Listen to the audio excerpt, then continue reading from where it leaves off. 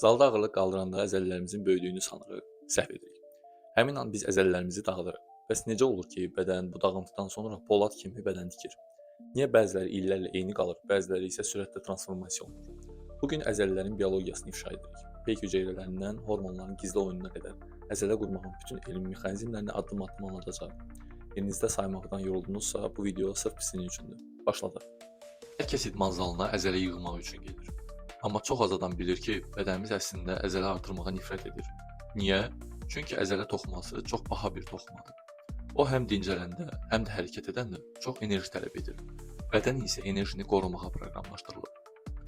Bəs biz bədəni necə məcbur edirik ki, yeni əzələ tiksin? Cavab, onu təhlükədə olduğuna inandıraraq. Biz ağır bir çəki qaldıranda beyinə belə bir siqnal gedir. Mövcud əzələmiz bu yükə tab gətirmir. Əgər güclənməsək, növbəti dəfə zədələnə bilərik. Yəni əzələ artımı əslində bədənin bir sağ qalma mexanizmidir. Gəlin bu prosesin gizli kimyasına baxaq. Əzələ böyüməsinin start düyməsi mexaniki gərginlikdir. Biz ağırlığı qaldıranda əzələ lifləri mikroskopik səviyyədə dartılır. Bu zaman hüceyrə membranında yerləşən xüsusi reseptorlar bu fiziki yükü hiss edir və onu kimyəvi siqnala çevirir. Buna elmdə mexanotransduksiya deyilir. Bu siqnal bədənimizdəki ən vacib protein mərkəzi olan mTOR-u aktivləşdirir. mTOR-u bir tikinti şirkətinin baş mühəndisi kimi xəyal edək. O hüceyrəyə əmr verir ki, yeni sulallar, yəni proteinlər istehsal etsin. Əgər qaldırdığımız çəki əzələni kifayət qədər gərginliyə salmırsa, bu mühəndis oyanmır və heç bir artım baş vermir.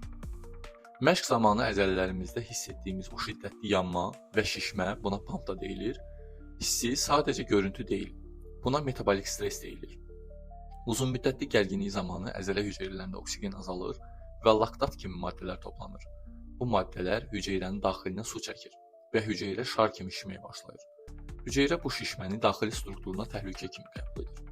Nəticədə sağ qalmaq üçün öz divarlarını daha da qalınlaşdırmaq qərarına gəlir.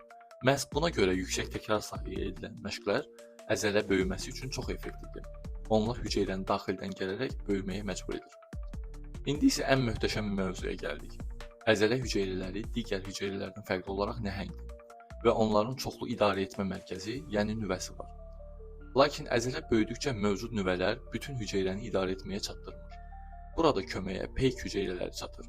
Bunlar əzələ liflərinin kənarında puskuda duran ehtiyat əsgərlər kimidir.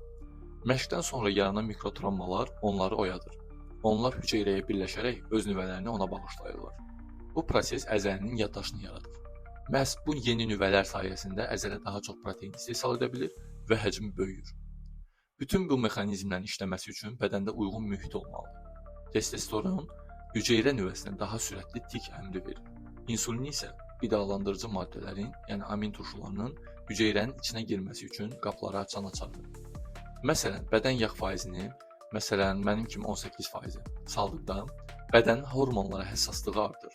Bu o deməkdir ki, yediyiniz yemək yağa yox, birbaşa əzələ bərpasına gedir. Un və şəkəri kəsməyin elmi əhəmiyyəti də budur. İnsulini düzgün idarə etmək və bədəni anabolik vəziyyətində saxlamaq.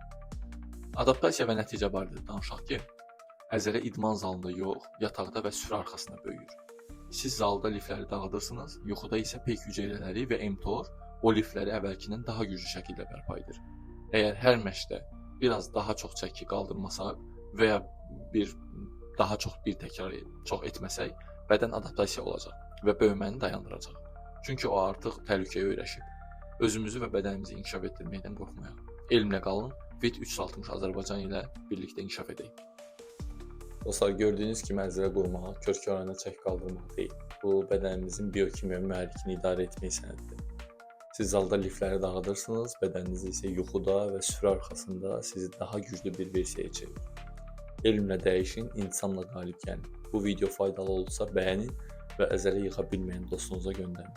Bədəninizin sirlərini öyrənmək və növbəti bərpa möcüzələri videomuzu qaçırmamaq üçün VIT 360 Azərbaycan kanalına abunə olun. Sağ olun dostlar.